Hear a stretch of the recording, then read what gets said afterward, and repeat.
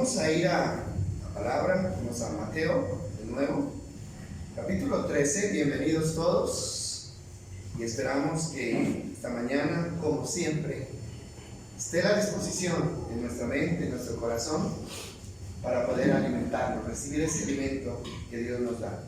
Mateo capítulo 13, o sea, tratamos de concluir esta enseñanza, pero como ustedes saben, la palabra de Dios es tan profunda, abundante, que entre más uno estudia, más encuentra cosas interesantes.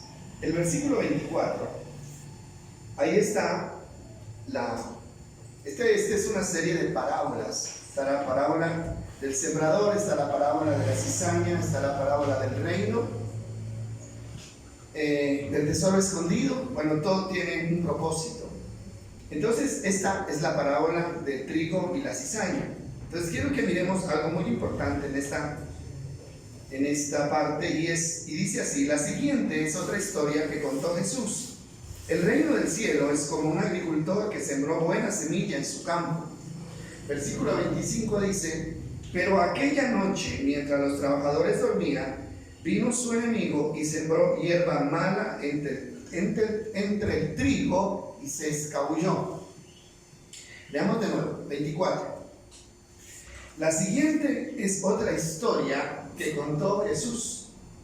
Miren lo que dice: el reino de los cielos es como. ¿Qué significa esto? Es semejante, es parecido a un agricultor que sembró, que dice, buena semilla en su campo. Nosotros ya sabemos que la buena semilla es la palabra de Dios. Eso la tenemos clara. Pero el otro texto que sigue dice: pero aquella noche, mientras los trabajadores dormían, vino su enemigo y sembró hierba mala entre el trigo y se escabulló. Ahora, aquí no es solamente que Dios esté sembrando buena semilla. El asunto es que tenemos que entender que hay un enemigo que también está sembrando. ¿Sí?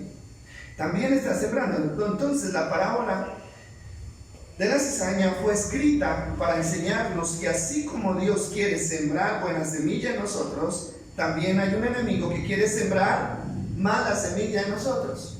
¿Sí? Y es por eso que la obediencia a la palabra, que vivir en la palabra se hace tan difícil. Qué bueno sería que en el campo solamente creciera la buena semilla. ¿No creen ustedes que sería excelente? Que usted siembre el maíz y que solamente crezca el maíz. Que no crezca nada más. Que usted siembre, bueno, lo que sea, ¿no? Pero lamentablemente, sin sembrar, usted se da cuenta que siembra usted la mata buena y ahí inmediatamente comienza a salir ¿qué? La maleza. Y la gente se sorprende y dice: ¿por qué la maleza crece más que la buena semilla? Y esa es la verdad. ¿Y de dónde? ¿Sembraron mala semilla? ¿No sembraron mala hierba? No la sembraron, pero está creciendo. Y eso pasa también en la vida espiritual. Entonces los discípulos le preguntan a Jesús y le dicen: ¿por qué? ¿Qué pasó?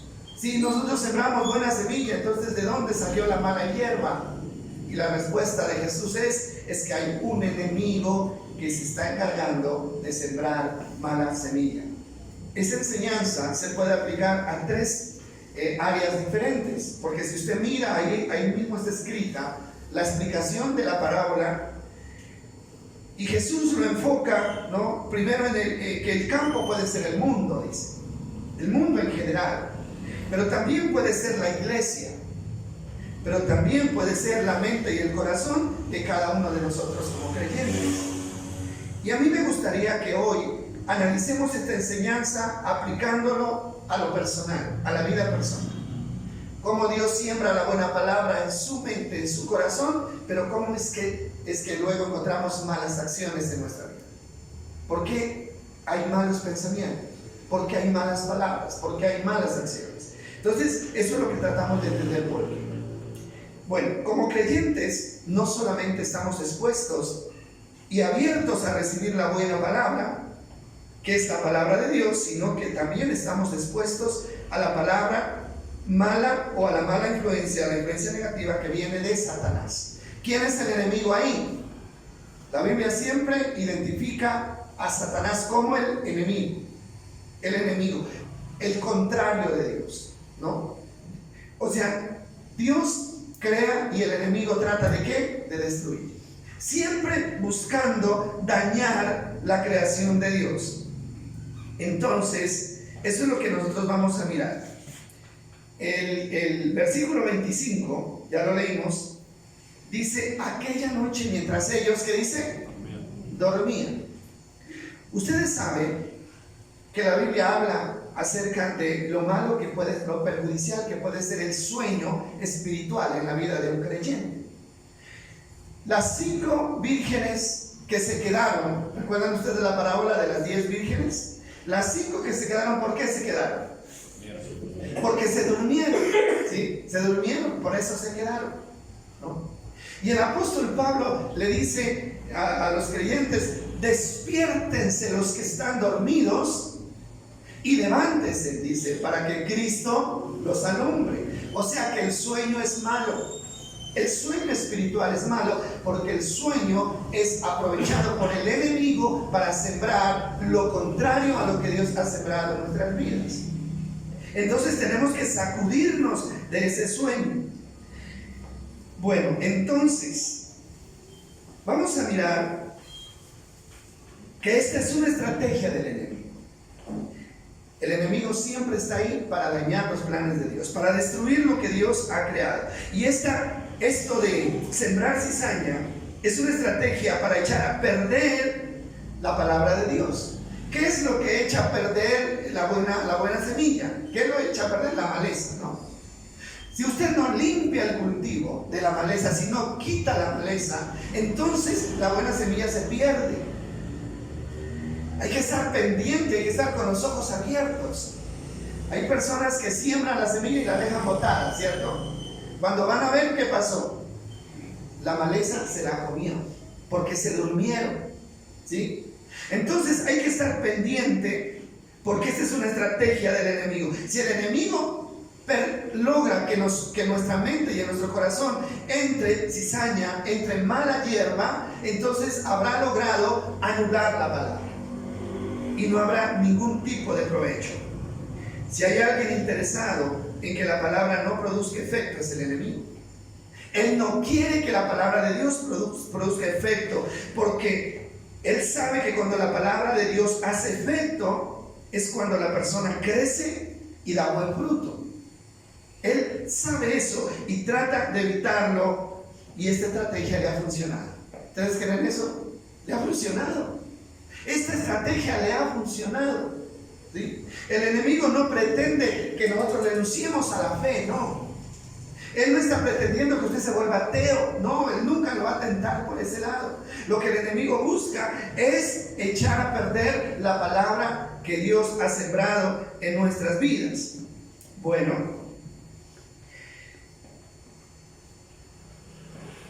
lo más importante en esto es aprender a identificar cuál es esa semilla mala. ¿Cuál es esa semilla mala? ¿Y de qué forma el enemigo la puede sembrar en nuestra mente y en nuestros corazones? Usted tiene que hacer un examen en su vida. ¿Qué es lo que ha crecido en su mente y en su corazón? ¿Qué es lo que permanece ahí? ¿La semilla buena de Dios o la semilla mala del enemigo? Ahora, todo esto se puede saber por el fruto. Entonces, ¿cómo identificar? Primero, siempre la semilla mala siempre será contraria a lo que Dios nos dice. Identifíquelo de esa manera. La mala hierba, la semilla mala, será contraria a lo que Dios ha puesto y ha establecido en nosotros a través de su palabra. Ahora, lo que Él dice y lo que Él propone, el enemigo siempre sembrará algo que diferente, algo contrario a lo que Dios nos ha dado. El enemigo busca la manera de actuar, de anular esa palabra con argumentos que parezcan justificables. Y eso lo vamos a ver en Génesis. Y vamos a mirar lo que pasó con Eva, Adán y Eva. Génesis capítulo 3. Ahí encontramos algo que nos ayuda a entender esta parte de cómo el enemigo obra para anular la palabra y hacer que las personas vayan a la desobediencia y después de la desobediencia vayan a la maldición. Génesis capítulo 3, versículo, bueno, leamos desde el 1, por favor. Ahí está. Imaginémonos la escena ahí. Dios creó a Adán y a Eva y los puso a vivir en un paraíso. ¿Ustedes han leído cómo era ese paraíso? ¿Lo han leído? O sea, la Biblia lo describe como lo más hermoso que podía existir. Dice que la maleza no crecía, que solamente crecía la buena hierba. Dice que había unos ríos que eran tan transparentes y tan limpios que se podía ver en el fondo, se podía ver las piedras preciosas y el oro. ¿Cómo sería de hermoso? Mire que no habían animales feroces, no habían fieras, no había nada, era todo maravilloso porque Dios lo había creado para ellos. Entonces imagínese usted, Adán y Eva y su familia, porque ya ellos tenían familia. Entonces, viviendo en ese paraíso, ¿no? Pero había un enemigo rondando ese paraíso y planeando la manera de echar a perder toda esa hermosura que Dios había creado. Y dando vueltas, lo que dice Primera de Pedro, ¿no? El enemigo como león rugiente anda buscando la manera de devorar. Ahí estaba el enemigo hasta que un día se disfraza de serpiente, toma la forma de una serpiente y le sale al camino a Eva. ¿No? Es más o menos la historia dramatizada un poco. Le sale al camino a Eva. Entonces dice que la serpiente era ¿qué? El más astuto de todos los animales salvajes que el Señor Dios había hecho. Y cierto día este animal no era el animal, era Satanás disfrazado de serpiente. Dice, cierto día le preguntó a la mujer, ¿de veras Dios les dijo que no deben comer del fruto de ninguno de los árboles del huerto? Claro que podemos comer, le dijo Eva. Podemos comer del fruto de los árboles del huerto. Contestó la mujer. Dice, es solo del fruto del árbol que está en medio del huerto del que no se nos permite comer.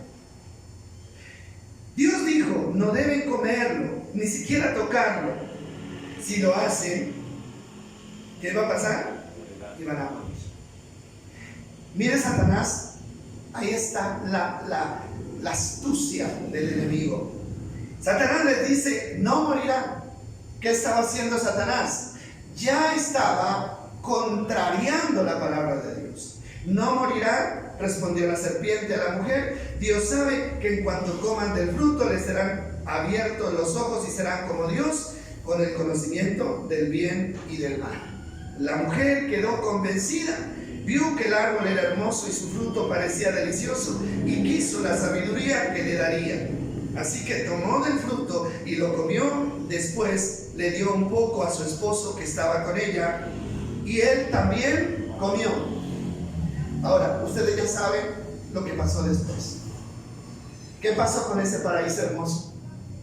¿Qué pasó con toda la bendición que ellos tenían en sus manos? ¿Qué pasó con la presencia misma de Dios que siempre los acompañaba? Todo eso desapareció. Todo desapareció. Y el paraíso se convierte en un infierno. En un infierno literal. ¿Por qué? Porque dice que Dios los expulsó del paraíso y luego puso 2 ángeles en la puerta con unas flamas de fuego para guardar la puerta del paraíso. Cayeron bajo maldición. Ahora, miremos por qué pasó esto. Y eso es lo que nosotros tenemos que entender. Bueno, Dios había sembrado ya la semilla en Adán y Eva, ¿cierto que sí? La semilla buena. La buena semilla de la obediencia. Dios les había hecho conocer lo que Él quería. Les dijo claro, muy claro: de todos los árboles del huerto pueden comer, menos de ese. Mírenlo bien, identifíquenlo bien. De ese no pueden comer, ni siquiera lo pueden tocar. ¿Era claro Dios? Claro que era claro. ¿Lo sabían? Sí lo sabían. Entonces, la semilla de Dios ya estaba sembrada. Y mientras esa semilla fue cuidada, cultivada, el paraíso permaneció tal como tenía que permanecer. Un paraíso. Hermano, la historia parece que dijera, bueno, a Dios creó a Adán y Eva y al momentico, ¿no? Todo se destruyó. No, ellos vivieron por muchos años en ese paraíso. Pero yo quisiera que ustedes entendieran esta parte. Cómo el enemigo logra echar a perder la bendición de Dios para sus hijos solamente sembrando ¿qué? Cizaña en la mente y en el corazón. Todas las bendiciones que nosotros nunca hemos podido tener es porque le hemos dado espacio al enemigo para que siembre lo que no debe sembrar en nuestra mente y en nuestro corazón. Entonces, hermano, tenemos que entender que estamos frente a un enemigo astuto y que no descansará hasta no echar a perder la bendición que Dios tiene para nosotros. Entonces llega y siembra la cizaña. La mujer tenía claro, Dios nos dijo, no comerán. Entonces nosotros ya tenemos la orden y no podemos comer. ¿Qué dice Satanás? No, eso no es así. Venga, le cuento cómo es. Escúchenme un momentico. Venga, le cuento cómo es. No es que ustedes vayan a morir. Más bien es que Dios sabe que si ustedes comen de ese árbol van a ser igual a Dios, conociendo el bien y el mal. Ahí estaba ¿qué? La cizaña. Ahí estaba el engaño, ¿sí? Van a ser como Dios. Entonces cuando Él dice, no es como Dios les ha dicho, ¿qué es lo que trata de colocar en el corazón? Duda frente a la palabra, ¿sí? Ahora, el problema es que Eva cometió un grave error que nunca debió haber cometido. Primero, fue prestarse, ¿para qué? Para dialogar con el enemigo. En el momento en que ella se dio cuenta de que esa serpiente que hablaba, lo que pretendía era apartarla de la obediencia, ella debió haber ¿qué? Cortado la comunicación. Por eso es que la Biblia dice que hay que huir de la tentación. Ahí es donde tenemos que aprender a huir de la tentación. Pero el problema es cuando seguimos escuchando la propuesta, seguimos escuchando el argumento, sabiendo que es un argumento que va en contra de lo que Dios ya nos enseñó. No sé si me está haciendo entender, ¿sí? Cuando la propuesta sea deshonesta, cuando la propuesta sea ilegal, cuando el comentario trate de llevarlo a algo incorrecto, hermano, no hay que darle más vuelta al asunto, hay que cortar con eso. Porque si nos podemos a dialogar, a interactuar con el enemigo, créame que nosotros vamos a salir perdiendo. Vamos a salir perdiendo. Y eso es lo que muchas personas, es que yo no supe a qué horas cometí este error. Es que yo no sé a qué hora, yo no sé cómo pasó. Mentiras. ¿Sabe? Nada se da así por darse. Todo tiene una razón, tiene un comienzo, ¿sí? Entonces, el enemigo logra sembrar la duda en el corazón de ellos. Hacerle caso al enemigo solo traerá maldición, sin importar lo que diga o cómo lo disfrace. Es el enemigo y al enemigo no se le puede poner atención, porque eso es darle importancia. Ahora, el enemigo no busca que se deseche la palabra. El enemigo lo que busca es que usted cuestione la palabra, es que usted dude de la palabra. Hasta que Adán y Eva le dieron prioridad a la palabra, le dieron importancia a la palabra, todo funcionó bien. El paraíso se mantuvo como al principio y por mucho tiempo. ¿Hasta cuándo? Hasta que ellos le dieron ¿qué? Valor a la palabra. El día que ellos dudan de la palabra y dejan de darle valor a la palabra y le dan más valor a lo que el enemigo les dijo, ese día, hermano, la maldición se apodera de ellos y todo se fue abajo. Mire usted, estamos hablando del plan que echó a perder y trajo más miseria y más dolor a la humanidad que ningún otro plan. Este fue el plan donde el enemigo echó a perder lo hermoso, lo precioso que Dios había creado. Y de esto ni siquiera nos hemos recuperado. ¿Cuántos años han pasado de eso? Muchos, muchos siglos. Y todavía el efecto de ese error se lo sigue viviendo, porque es la consecuencia de ¿qué? Del pecado. Entonces, esto nosotros tenemos que tenerlo muy en cuenta. Ahora vamos a mirar un caso contrario, ¿no? ¿Saben que Romanos dice que así como por la acción de un hombre y una mujer que fue Adán y Eva entró la maldición al mundo, también por el acto de un solo hombre, Jesús, entró la bendición al mundo? Hermano, ahí está claro. Y vamos a mirar la reacción de Jesús frente a la misma insinuación del diablo. Y eso está en Mateo capítulo 4. Ustedes conocen ese texto, la tentación de Jesús. Ahora, el diablo siempre nos va a tentar. Usted no crea que el diablo va a dejar de tentar. Ah, no, eso es para los jóvenes, que el diablo los tienta. Mentira. El diablo va a tentar a todo aquel que se haya propuesto obedecer a Dios. El diablo lo va a tentar. Y no solamente son las mujeres o los hombres o la plata. Todo lo que tenga al alcance de la mano, Él lo va a usar para tenderle una trampa a usted. Entonces, miren lo que dice Mateo capítulo 4. Lo hemos estudiado varias veces, pero no importa. Lo seguimos estudiando.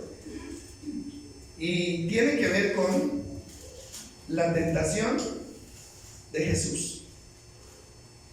Mateo capítulo 4, versículo 1. Miren lo que dice. Dice, luego el Espíritu llevó a Jesús al desierto para que allí lo tentara ¿quién? El diablo.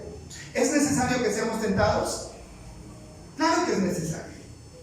Porque es en la tentación donde vamos a demostrar quiénes somos, de qué estamos hechos. Entonces, ya ustedes conocen que el diablo lo tienta de tres maneras, ¿no? Tres maneras, ahí está escrito. Primero con la comida, ¿no? Después de haber ayunado 40 días y 40 noches, Jesús tuvo hambre y el diablo dijo, esta es mi oportunidad. Lo voy a hacer caer. Si tú eres hijo de Dios, di que estas piedras se conviertan en pan. ¿Qué había de malo en eso? ¿Usted le ve algo de malo a eso? No. Él era el Hijo de Dios. Él podía convertir las piedras en pan. Él tenía hambre y tenía todo el derecho. El problema ahí era de dónde venía ¿qué? La insinuación. El problema no era convertir las piedras en pan. El problema era darle crédito a lo que el diablo le estaba diciendo. Y eso es lo que nosotros no podemos hacer. ¿Qué pasó con Eva? Le dio crédito a lo que el diablo dijo. No, ustedes no van a morir. Y ella dijo, bueno, si no vamos a morir, no hay problema, te creo a ti. Jesús, ¿qué dijo? No, Señor, porque escrito está, no solo de pan vivirá el hombre, sino de toda palabra que sale de la boca de Dios. ¿Qué está diciendo? Es más importante darle valor a la palabra que sale de la boca de Dios que a cualquier necesidad que yo pueda suplir en este momento. ¿No fue eso lo que Jesús le dijo? Pero el diablo es insistente. Si no lo logra la primera, va a buscar una segunda. Y si no lo logra la segunda, va a buscar una tercera. Por eso es que no podemos dormirnos. Ah, no, de esta me libré, me voy a echar a dormir. No, Señor, porque el enemigo siempre tratará de ponerle la cascarita. Y si usted no está bien fundamentado en la palabra, entonces usted va a caer. Entonces, la segunda, ¿cuál es? La segunda, y esta es importante aquí, estamos conociendo la astucia del enemigo. El versículo 5 dice, después el diablo lo llevó a la santa ciudad de Jerusalén, al punto más alto del templo, y le dijo, si eres hijo de Dios, tírate, pues las escrituras dicen, Él ordenará a sus ángeles que te protejan, y te sostendrán con sus manos para que ni siquiera te lastimes el pie con una piedra. Mire usted, impresionante, ¿no? Aquí hay una verdad que usted tiene que entender. Mire, muchas veces el diablo lo puede hacer caer a usted en una trampa usando las mismas escrituras. ¿Cree usted que eso es posible? Claro que es posible. Cuando se tergiversan las escrituras, cuando se invierten las escrituras, el diablo conoce la Biblia, el diablo la conoce más que nosotros. Pero el problema es que el diablo la conoce no para usarla, no para que usted la obedezca, sino para ponerle trampas. Y hoy en día hay gente que va en contra de la voluntad de Dios, pensando que están agradando a Dios. Mire, ¿qué pasó con el pueblo judío? El pueblo judío terminó matando a Jesucristo. Lo mataron.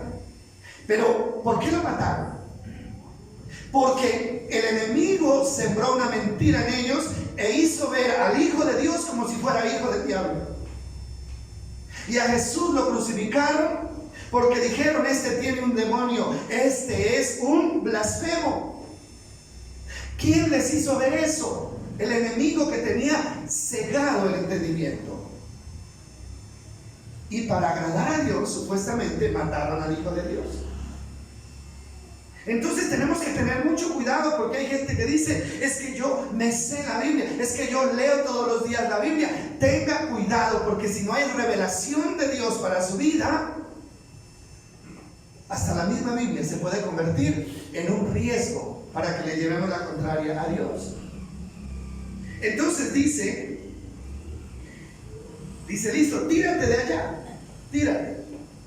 Porque Dios dice que Él mandará a sus ángeles y te sostendrán en las manos para que no te estrelles contra el piso. ¿Eso era verdad? ¿Sí era verdad o no era verdad? Claro que es verdad, porque la palabra del Señor es verdad, hermano. Pero era verdad en otras circunstancias. ¿Cuál es la respuesta de Jesús? Dice: no tentarás. Escrito está: no tentarás al Señor tu Dios. Mire lo que dice. Jesús le respondió: la escritura también dice: no podrás a prueba al Señor tu Dios. ¿Esto qué significa? Mire, si yo estoy en un punto alto y alguien va y me empuja, entonces Dios mandará a sus ángeles y me sostendrán. Pero si yo me lanzo a propósito para ser un protagonista, ¿no?, o para que me vean, o simplemente por seguirle la corriente al diablo, ¿qué va a pasar? Me mato, ¿sí? Entonces la palabra de Dios se cumple siempre y cuando esa palabra, o sea, se dé bajo su voluntad y bajo su propósito. Recuerdo yo un texto que dice: y tomarán en sus manos serpientes. ¿Se lo han leído? Y no les hará daño. Y sí, pasó un caso verídico de alguien que quiso hacer un espectáculo en una plaza pública y demostrar que el poder de Dios, él tenía el poder de Dios, y frente a muchas personas se hizo morder de una serpiente venenosa para que se cumpliera la palabra, y se murió el Señor. Hasta ahí llegó. ¿Por qué Dios no cumplió esa palabra? Y tomarán en sus manos serpientes y no les harán daño. ¿Sabe por qué? Porque no estaba bajo el propósito de Dios. Porque el propósito de esa persona era ¿cómo es la palabra? Enorgullecerse, volverse famoso. Y Dios nos respalda esas cosas. Entonces, hasta la aplicación de la palabra de Dios tenemos que verla dónde la podemos aplicar y dónde no. Ahora, y luego el tercer intento tiene que ver con el deseo de las riquezas. Todo esto que ven tus ojos te lo daré si postrado de rodillas me adoras. Y el Señor de nuevo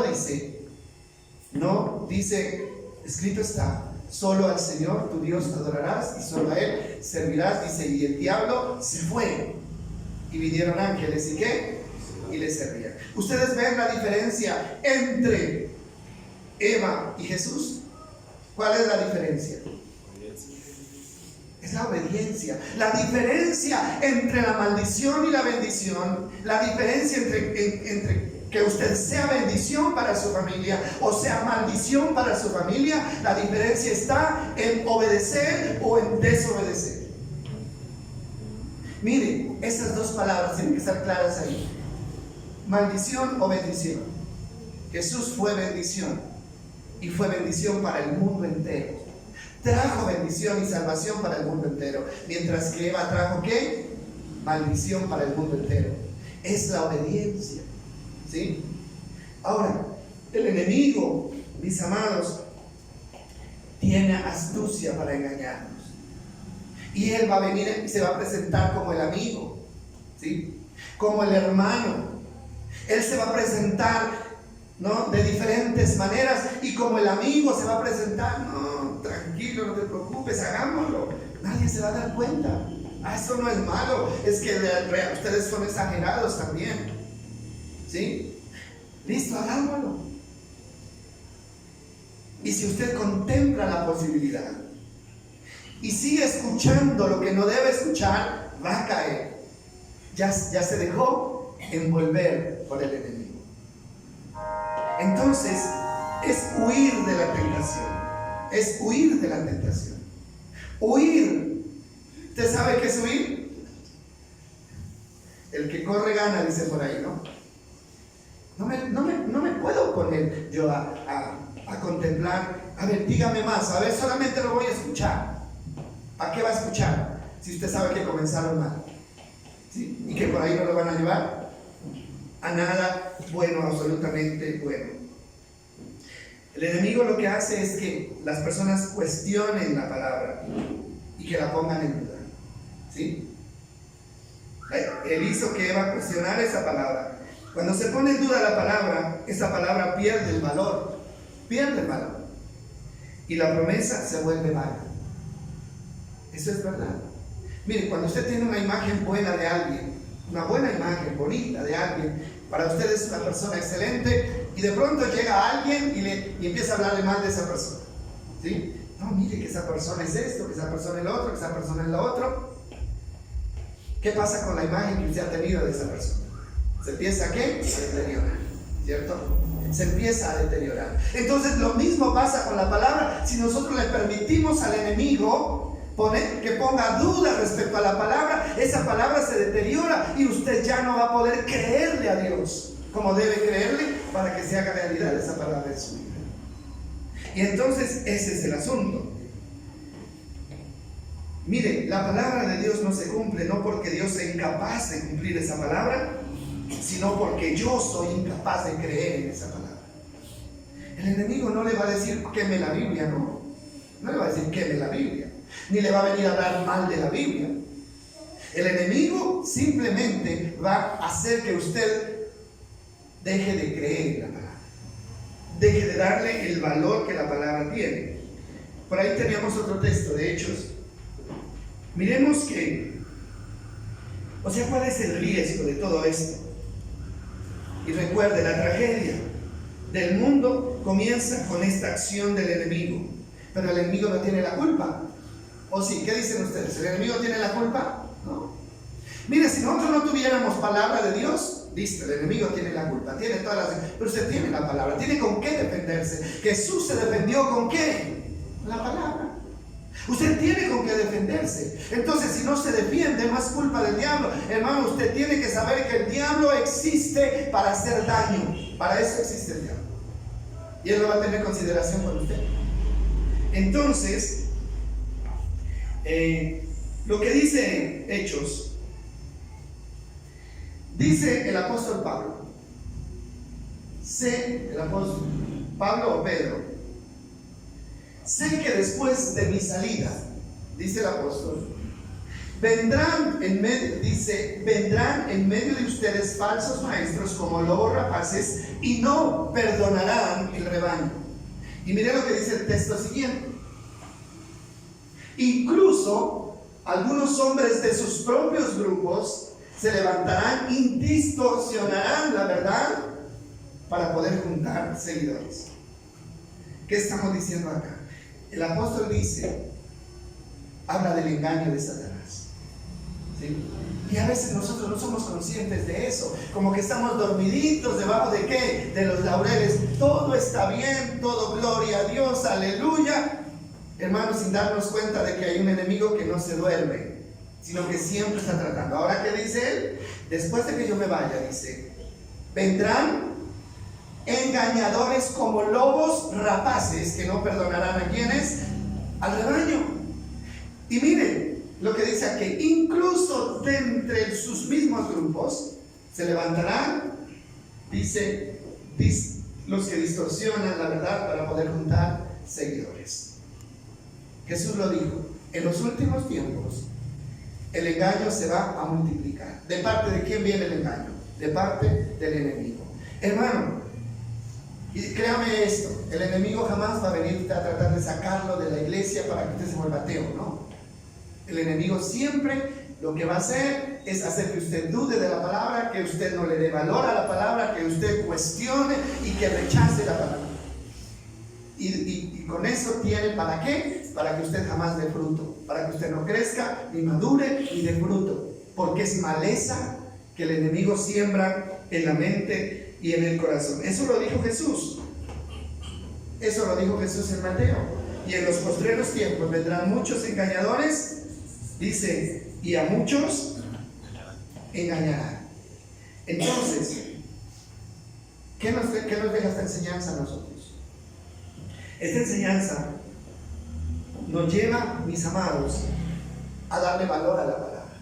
Dele valor a la palabra, ¿sí?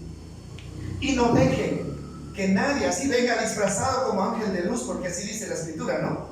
Y no se sorprendan porque, dice, los ministros de Satanás también se disfrazan como ministros de luz, como ángeles de luz. Pobres de aquellos que no conozcan la palabra y que no le estén dando valor a la palabra, ¿sí? Y a mí me encanta el ejemplo de Jesús. Jesús se mantuvo firme en lo que había conocido y en lo que había creído, hermano, y se paró sobre la palabra y no permitió que el enemigo lo moviera de allí. Y eso le permitió la victoria definitiva. Eso fue lo que le permitió la victoria. Hermano, el hecho de estar en esa inestabilidad, un día haciendo lo bueno, otro día haciendo lo malo, un día animado, otro día desanimado, ¿sabe qué significa eso? Que usted le está oyendo a Dios, pero también le está oyendo al enemigo. Cuando oye a Dios, su vida espiritual crece. Cuando escucha al enemigo, su vida espiritual se va abajo. Entonces esa inestabilidad tiene que desaparecer. Efesios 6:16 habla de los dardos de fuego. Efesios capítulo 6, versículo 16. Dice así. Además, dice el apóstol, hablando de las armas para luchar contra el enemigo, además de todo esto, levanten el escudo de la fe para detener las flechas encendidas del diablo. Flechas encendidas del diablo. El diablo siempre está lanzando ¿qué? Flechas. ¿Qué son esas flechas? Esas flechas son insinuaciones a la desobediencia. Insinuaciones a la desobediencia. Entonces, ¿qué dice el Señor? Ustedes tienen que levantar el escudo ¿de qué? De la fe. Está hablando de los guerreros romanos de la antigüedad, los que se defendían ¿con qué? Con un escudo, ¿no? Con ese escudo detenían el efecto de la flecha o de la espada o de lo que sea. Y aquí el apóstol coloca a ese escudo como ¿qué? La fe. ¿La fe en qué? La fe en la palabra de nuestro Dios. Tenemos que seguirle creyendo a Dios, pase lo que pase, ¿sí? Y esa fe será como un escudo que evita que el dardo de fuego, el dardo de la duda, el dardo de la incredulidad, el dardo de la desobediencia penetre en la mente y en el corazón y echemos a perder todo lo que Dios nos ha dado o nos ha entregado. La fe en la palabra de nuestro Dios. Entonces, hermano, tenemos muchos ejemplos. El ejemplo de la mentira, por ejemplo. La mentira. ¿Qué dice la palabra de Dios sobre la mentira? ¿Podemos mentir? Está bien clarito, ¿no? Dice, no se mientan los unos a los otros. Hablen la verdad los unos con los otros. Porque los mentirosos tendrán su parte, ¿dónde? En el lago que arde con fuego y azufre. Y usted no se da cuenta que a veces sin querer estamos diciendo mentiras. Eso es normal. ¿Quién dice que es normal? ¿Dios dice que es normal? El diablo le dice a usted que es normal. Eso es normal. Eso es normal, todo el mundo miente, ¿no? Es que si yo no decía una mentira, entonces iba a perder plata. Si yo no decía una mentira, me iba a meter en un problema. ¿Quién está diciendo que decir una mentira es solucionar un problema? ¿Quién le dice eso? El diablo. ¿Es verdad? Es mentira. ¿Y qué dice Juan 8? Dice que todo lo que viene del diablo es mentira, porque Satanás es mentiroso y padre de mentira. Y nosotros todavía creyendo que vamos a solucionar un problema diciendo mentiras. ¿A quién le estamos entonces haciendo caso en esa situación? Al enemigo. Y lo que el enemigo va a traer es maldición a través de eso. Entonces, hay otro ejemplo que es muy común y caemos mucho, y tiene que ver con la angustia, tiene que ver con la preocupación, tiene que ver con el temor. ¿Sí? Mire, son cosas que no están catalogadas como pecado, ¿no? Que la Biblia no dice la angustia es pecado, la ansiedad es pecado. Pero tenemos que tener en cuenta una cosa: la angustia, la preocupación, el temor son puestos por el enemigo. Son puestos por el enemigo. Y aquí hay una serie de citas que nos hacen entender que nosotros, si le creemos a Dios, que la palabra de Dios es quédense tranquilos, mientras que la palabra de Satanás, ¿qué es? Preocúpese. Vamos a mirar lo que dice Filipenses 4:6. Eran cosas tan elementales como estas. Filipenses 4:6. Muy bonito ese texto. Y mire lo que dice. Dice, no se preocupen, ¿por qué? Por nada. ¿Usted tiene alguna preocupación en este momento? ¿Está preocupado por algo? Bueno, si usted está preocupado por algo, entonces le está haciendo caso al enemigo. Ya tiene una cizaña sembrada ahí de parte del enemigo, porque el Señor dice, no se preocupen por nada, mientras que el enemigo está ¿qué? Inquietándonos y molestándonos y llenándonos de miedo. No se preocupen por nada. En cambio, ¿qué dice? Oren por todo, díganle a Dios que lo que necesitan y denle gracias por todo lo que han hecho. Y lo que dice el 7, así experimentarán la paz de Dios que supera todo lo que podemos entender. La paz de Dios cuida sus corazones y sus mentes mientras vivan en Cristo Jesús. Ahora, el regalo de Dios es nuestra paz, ¿cierto? Y lo dice claramente. Isaías 53 dice que Él pagó un precio muy alto por nuestra paz, y el precio de nuestra paz fue sobre Él, y por su llaga fuimos ¿qué? Curados. Y Él dice, mi paz les dejo, mi paz les doy. Nosotros podemos vivir en paz, podemos tener paz, pero el enemigo viene a robarnos la paz. Pero ¿cómo nos roba la paz? Haciendo que le demos más importancia a los problemas que a lo que Dios nos ha dicho. Metiéndonos cosas en la mente. Alguien se enferma, ¿no? Y de pronto esa enfermedad es algo que Dios permite para bendecirnos. Pero el enemigo está diciendo, ay no, eso es para morirse, se va a morir. Todo con el fin de ¿qué? De robarnos la paz. Mateo 6:25 lo conocemos perfectamente, lo conocemos, pero una cosa es conocer, otra cosa es darle crédito a la palabra. No se afanen. Por eso digo, no se preocupen, porque dice, por la vida diaria, porque coman o porque beban. Pero estamos haciendo, no.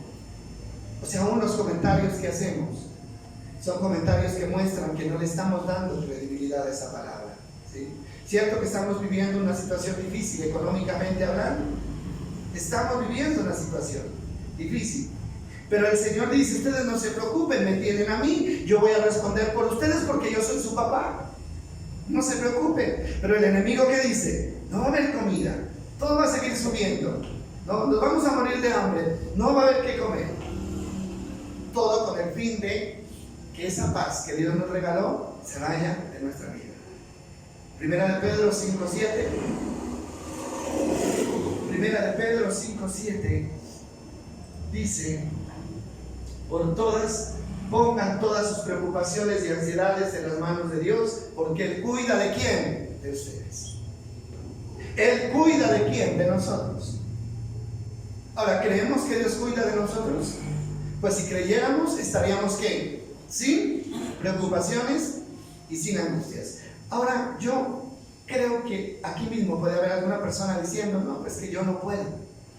Es que yo no puedo dejar de preocuparme. Es que yo no puedo. Pues si usted no puede, entonces usted va a vivir y se va a morir de angustia y de desesperación. ¿Sí? ¿Cómo que no puedo? Eso es estarle diciendo a Dios que no puede, porque no soy yo el que lo voy a hacer. ¿Es quién? Es Dios. Y decir no puedo estar tranquilo es decirle, es darle la razón al enemigo. De alguna manera tal. Romanos 8:15. Estoy dando varias citas. Yo creo que con todo esto nosotros deberíamos fresquearnos, ¿no? Ya deberíamos fresquearnos. Romanos 8:15. Y ustedes no han recibido un espíritu que los esclavice al miedo. En cambio recibieron el Espíritu de Dios cuando Él los adoptó como sus propios hijos. Ahora lo llamamos Abba Padre o Padre mío. Que dice, el temor, el miedo no viene ¿de quién? De Dios. Ustedes no recibieron un espíritu de miedo. Ustedes recibieron un espíritu ¿de qué? De poder. Entonces, si Dios no ha puesto en mí el miedo y yo tengo miedo, entonces ¿quién lo puso? El diablo. ¿Y por qué lo puso? Porque como Eva le di el espacio y le abrí la puerta. El asunto es rechazar y rechazar y rechazar todo eso. Lucas 12:32. Bueno, si usted quiere, podríamos todo el día seguir mirando citas con promesas maravillosas de Dios que nos deberían tranquilizar. Lucas 12:32 dice: así que no se preocupen, pequeño rebaño, pues al Padre le da mucha felicidad entregarles su reino. ¿Qué dice la versión, la Reina Valera? Dice: manada pequeña, no tengan miedo, porque a Dios le ha placido darle su reino. ¿Ese miedo de qué? De que si me muero ahora me voy a ir al infierno. ¿Será que me salvo o será que me condeno? ¿Cierto? A veces eso también nos atormenta, ¿no? No sabemos. Y vivimos con ese temor. Y el Señor dice, a Él le plació. Mire, en términos vulgares, el texto dice, a Dios le dio la gana salvarlo a usted. A Él le dio la gana salvarlo. Así que usted no se preocupe, no tenga miedo, porque a Él le plació salvarlo. Así el mundo entero le venga a decir que usted está condenado, que usted no sirve, que usted no es nada, a Él le plació salvarlo, ¿no? Isaías 41:10. ¿Cuántos lo conocen? Lo memorizamos, lo recitamos. ¿Qué dice? Isaías 41:10. No temas, no tengas miedo, porque yo estoy contigo. No te desalientes, porque yo soy tu Dios. Te daré fuerzas, te ayudaré, te sostendré con mi mano derecha victoriosa. Hermanos, ¿será que se necesitan algo más para poder estar tranquilo? Pues si usted necesita algo más, yo creo que no lo va a tener, porque eso sería más que suficiente. Hay gente teniéndole miedo a todo le tiene miedo, como dice la Biblia, ¿no? A lo alto, a lo de abajo, a lo de arriba. Le tiene miedo a las enfermedades, le tiene miedo a la muerte, le tiene miedo a los ladrones, le tiene miedo a todo el mundo, a todo le tiene miedo. ¿Por qué vivimos miedosos? Porque no le hemos dado valor a la palabra. Hermano, si alguien tan poderoso como Dios me cuida, entonces ¿por qué voy a tener miedo? Debería estar ¿qué? Confiado y seguro. Isaías 8:12, el último texto que vamos a mirar, dice Isaías 8:12: No llames conspiración a todo, como hacen ellos. Dice, no vivas aterrorizado de lo que a ellos les da miedo. Léanlo bien, la segunda parte. No vivan aterrorizados de lo que a ellos les da, ¿qué? Miedo. ¿Quiénes son ellos? Los demás, los que no conocen a Dios, los que no tienen las promesas de Dios en su vida. No vivan aterrorizados. O sea que deberíamos nosotros vivir diferente a como viven los que no tienen a Dios. Deberíamos hablar diferente a los que no tienen a Dios, ¿sí? Porque hablar como hablan los que no tienen a Dios es decir que yo tampoco tengo a Dios. ¿No le parece? Listo, si ellos tienen miedo de porque la gasolina va a alzar, ¿usted qué? ¿Tiene que tener miedo también? ¿No? Pero ahí estamos todos, ¿no? Confundiéndonos en las quejas de todo el mundo. Qué bueno aprender a manejar esta situación y a darnos cuenta de que Dios nos hizo diferentes por algo y que esa diferencia se tiene que demostrar, ¿sí? Y afirmarnos y agarrarnos de la mano de Dios. Dice el apóstol Pablo, ¿quién nos podrá separar del amor de Dios? ¿Quién? Muerte, hambre, desnudez, frío, ni lo alto, ni lo profundo, nada nos podrá separar de qué? Del amor de Dios. Siempre vamos a estar agarrados de la mano de Dios. Una vida, hermano, de una persona que le cree más al diablo que a Dios es una vida desdichada. Es una vida desdichada. Y recuerden, siempre van a haber voces diferentes hablando a nuestra mente y a nuestro corazón. Alguien decía, ser humano siempre escucha tres voces. Siempre escucha tres voces. Primero la voz de Dios, ¿no? Que la voz de Dios, ¿para qué es? Para enseñarnos y para animarnos, para darnos confianza. Segundo, está la voz del diablo. Siempre estará la voz del diablo ahí. ¿Cuál es el fin de la voz del diablo? Pues llenarnos de miedo, de temor, de preocupación, de angustia y llevarnos a la desobediencia a la verdad. Pero también está la voz de nosotros mismos, la voz del yo interior, ¿no? Dios me está diciendo confíe, pero hay algo por acá adentro que me dice yo no puedo confiar. Entonces eso tiene que ser quitado de nuestra vida. Al enemigo no podemos darle crédito, porque sabemos que todo lo que dice es mentira. ¿Usted cree eso? ¿Ustedes creen lo que dice la palabra, que Satanás es mentiroso y padre de mentira? ¿Lo creen? Entonces, ¿por qué le creemos? Es la pregunta. ¿Por qué le creemos cuando dice te va a ir mal en el negocio? ¿Por qué le cree te va a ir mal en el viaje? ¿Por qué le cree cuando le dice tus hijos se van a perder? Tus hijos... ¿Por qué le cree? Si usted sabe que es mentiroso. A los mentirosos no se les puede creer. Entonces no le creamos cuando venga a tratar de sembrar en nuestros corazones duda, angustia, temor, hermano, porque si usted le cree, usted va a vivir esclavo de esa mentira. Y no es porque Dios no lo quiera bendecir, es porque simplemente usted le está dando más valor a una palabra que lo va a perjudicar que a una palabra que lo va a levantar. Eso es verdad. Entonces dejamos hasta aquí y estamos mirando que la parábola de la cizaña nos enseña que no solamente vamos a escuchar la voz de Dios, sino que también vamos a escuchar la voz del enemigo. Aprenda a identificar quién es el que le habla. Aprenda a identificar. Y cuando se dé cuenta que la voz que le habla es la del enemigo, deséchela, ciérrele la puerta, ¿no? Dios nos dice que debemos perdonar. ¿Y qué dice el enemigo? No, ¿cómo vas a perdonar? No, tienes que hacerle pagar lo que te hizo. Y hay gente que se decide por el lado de ¿qué? Del enemigo, ¿no es cierto? Busque a Dios, la voz de Dios. Y el enemigo no, después.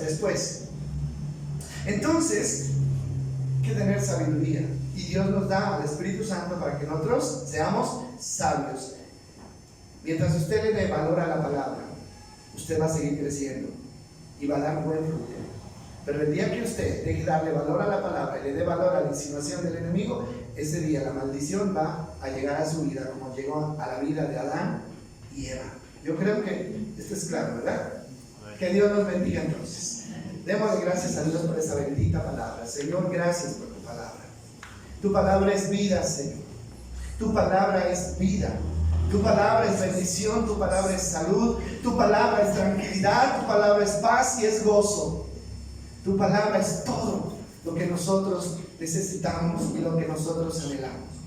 Señor, aquí está, las has puesto en nuestras manos, las has puesto en nuestra mente y en nuestro corazón. Ahí está, Señor, para darle credibilidad, para darle importancia, para darle valor. Solo así ella podrá crecer en nosotros y vamos a darle el fruto que tú esperas que demos, Señor. Padre, gracias por esa palabra que no nos ha faltado y que nunca nos va a faltar. Pero somos conscientes de que hay un enemigo, Señor, que está tratando de echar a perder esa palabra, y hoy queremos decirte que estamos dispuestos a cerrar nuestras puertas, las puertas de nuestro corazón, de nuestra mente, a toda insinuación del enemigo. Hoy sabemos que lo que el diablo busca es dañar nuestra paz. Por eso desechamos todo argumento y toda mentira del enemigo y nos declaramos creyentes en tu palabra, creyentes en tu palabra. Nos declaramos cubiertos con tu presencia, con tu amor y tu misericordia. Trae esa paz que tú has prometido, porque nuestra mente está abierta a esa promesa tuya, Señor. Bendiga, Señor, a tus hijos con sabiduría para poder entender, Señor, cuando el enemigo está poniéndoles una trampa, cuando el enemigo está tratando de llevarnos, Señor, a que te deshonremos. Ayúdanos a ser sabios y a tener el valor para decir no a cualquier insinuación del enemigo. Gracias por todo, Dios. Gracias porque nos has dado vida. Gracias porque nos vas a dar una semana de bendición. Gracias porque confiamos en que no nos vas a faltar lo que tú has prometido para nuestra vida: el alimento, la protección, la vida y la salud. Gracias por eso. En el nombre de Jesús. Amén y amén.